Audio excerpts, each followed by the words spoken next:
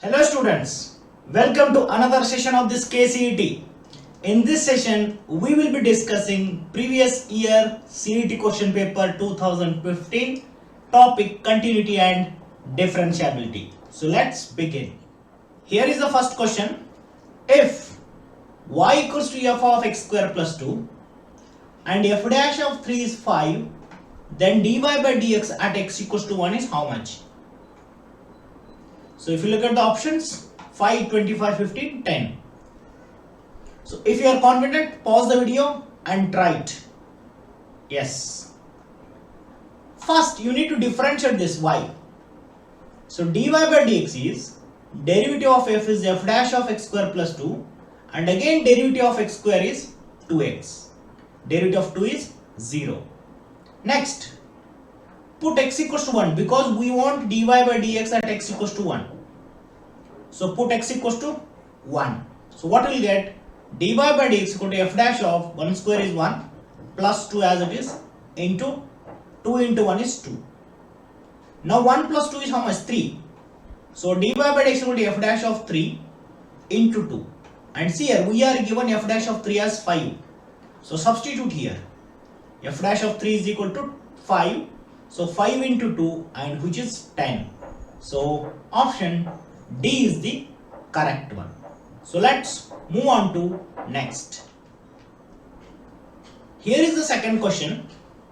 If x equals to a cos cube theta and y equal to a sin cube theta, then 1 plus dy by dx whole square is how much?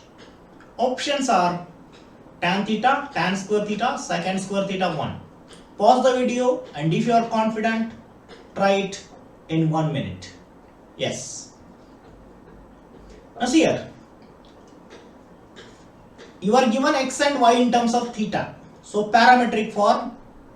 So dy by dx is given by dy by d theta by dx by d theta. It is known to you.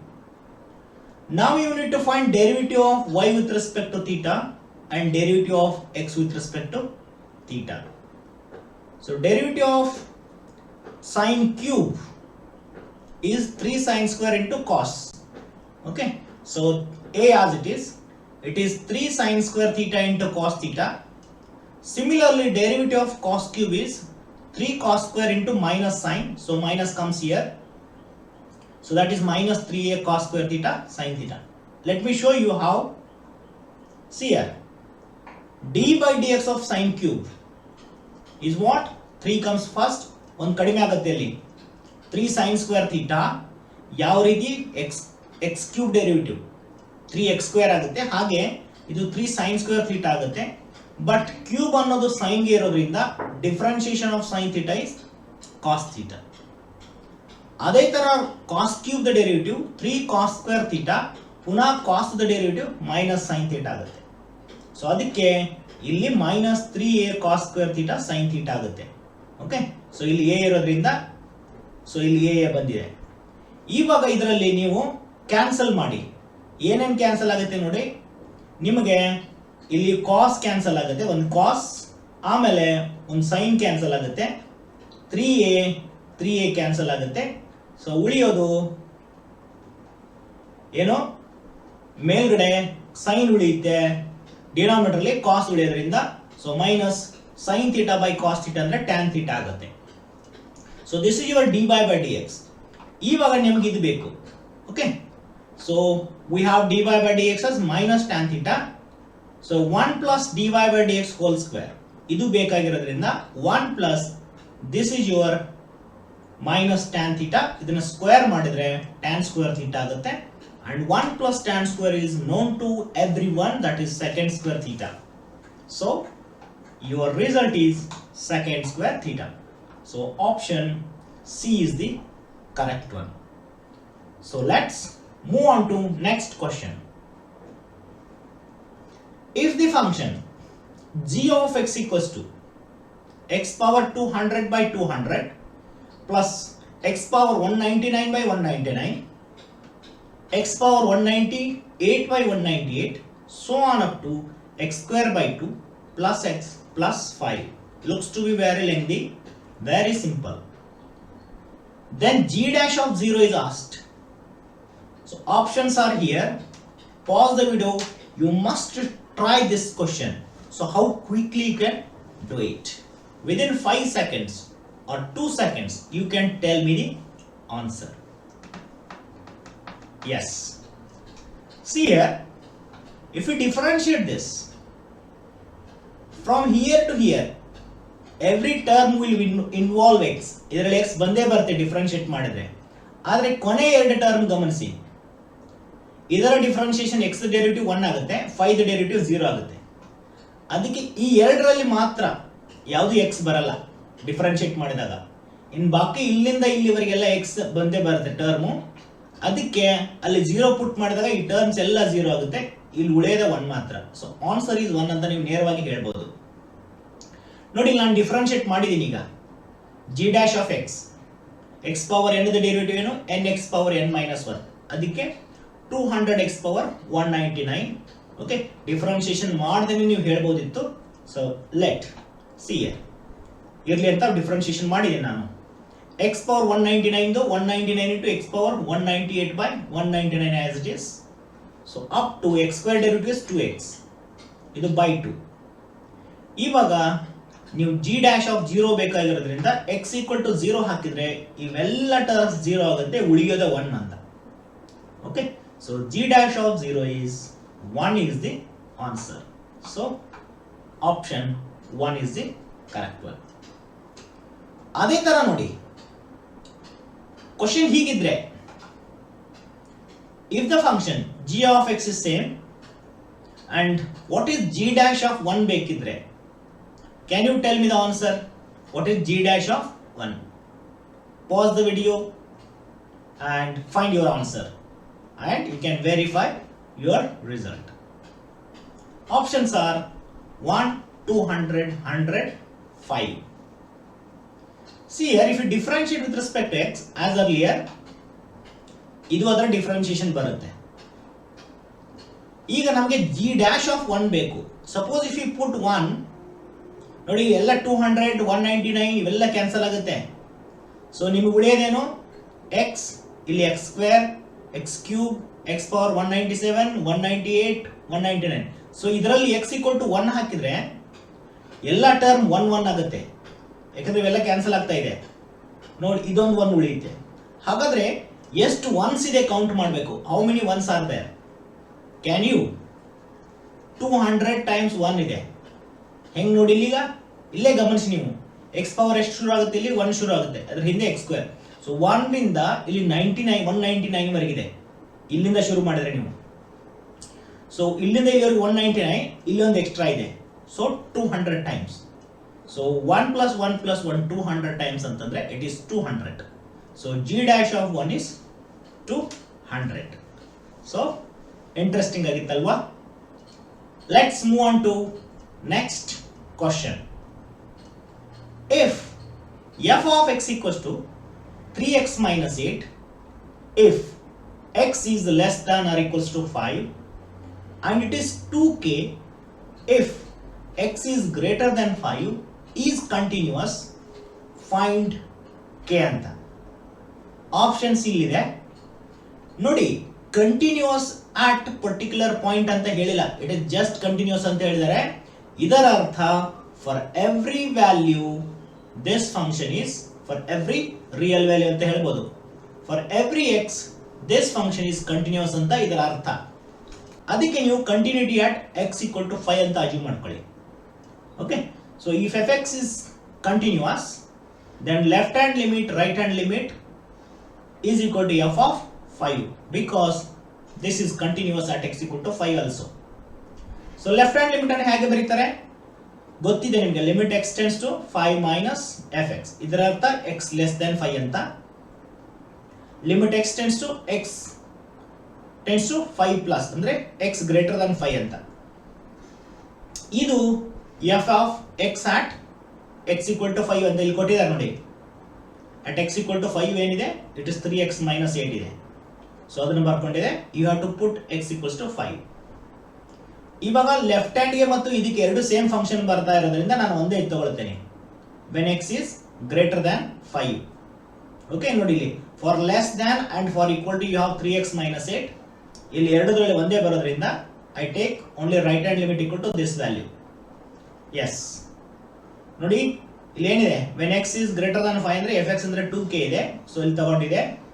ಇದರಲ್ಲಿ x equal to 5 ಹಾಕಿದ್ರೆ 3 into 5 15 minus 8. So 2k equal to ಇದು 7 ಆಗುತ್ತೆ. k is 7/2.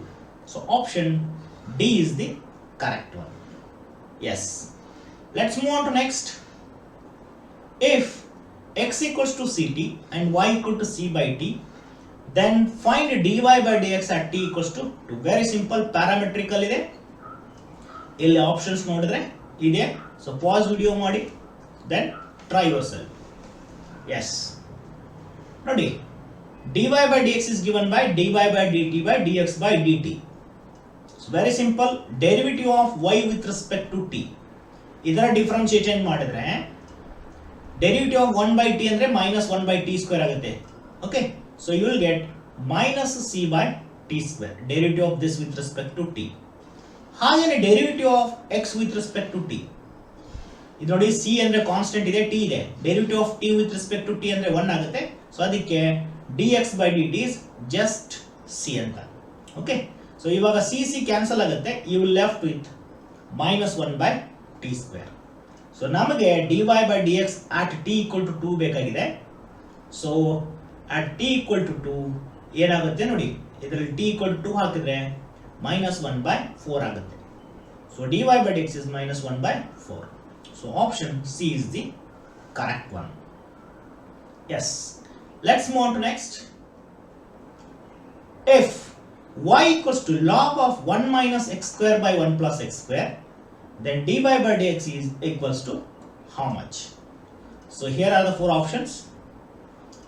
Simple agi logarithmic property use ಮಾಡಿ ಈ log m by n ಅನ್ನ ನಾನು log m minus log n ತರ ಬರಿತೀನಿ.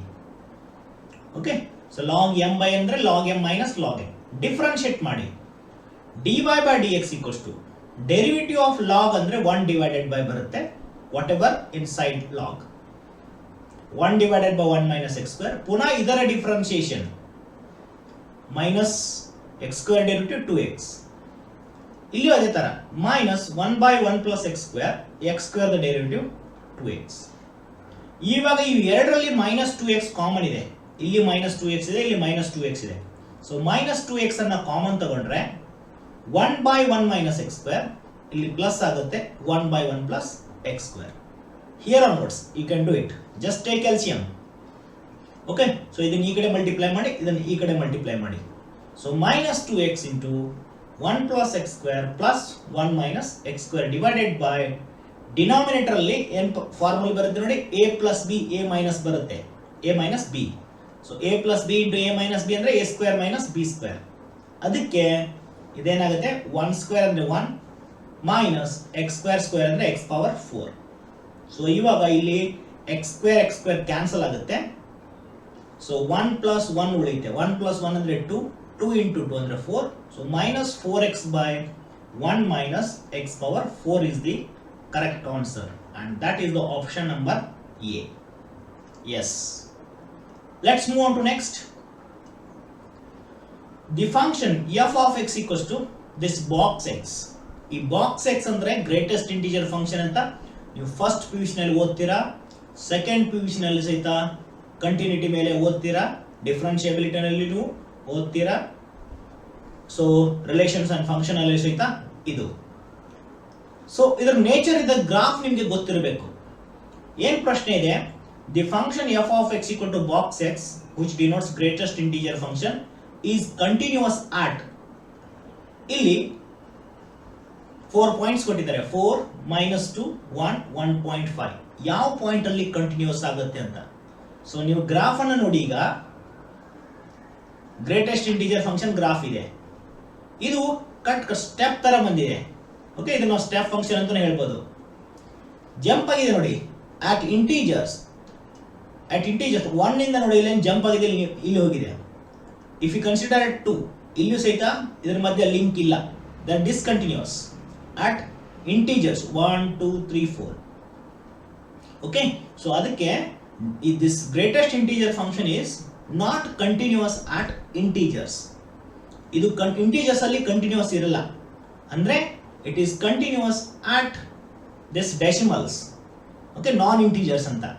ಅದಕ್ಕೆ this function is continuous at 1.5. ಈ ಗ್ರಾಫ್ ಅನ್ನು ನೋಡಿದ್ರೆ ಗೊತ್ತಾಗುತ್ತೆ it is not continuous at integers. Integers ಅಲ್ಲಿ ಎಲ್ಲ ಬ್ರೇಕ್ ಆಗಿದೆ ನೋಡಿ. Okay, so option D is the correct one. So these are the 7 questions from 2015. So we will meet in the next session with one more PYQ. So thanks for watching. ಇಷ್ಟ ಆಗಿದ್ರೆ like ಮಾಡೋದನ್ನ ಮರಿಬೇಡಿ, ಹೊಸಬರಾಗಿದ್ರೆ subscribe ಮಾಡಿ. So complete differentiation ಬಗ್ಗೆ ನಮ್ಮ NCERT ಅಲ್ಲಿ ಇರತಕ್ಕಂತ ಅಷ್ಟು ಪ್ರಾಬ್ಲಮ್ಸ್ ಅನ್ನ ನಾನು ನನ್ನ ಪ್ಲೇ ಲಿಸ್ಟ್ ಅಲ್ಲಿ ಇದೆ, ಡಿಫ್ರೆನ್ಶಿಯೇಷನ್ ಅಂತ. ಆ ಪ್ಲೇ ಲಿಸ್ಟ್ ಅಲ್ಲಿ ಹೋದ್ರೆ ನೀವು ಇನ್ನೊಂದ್ಸಲ ಅದನ್ನ ಎಕ್ಸ್ಪ್ಲೋರ್ ಮಾಡಬಹುದು. So take care and bye.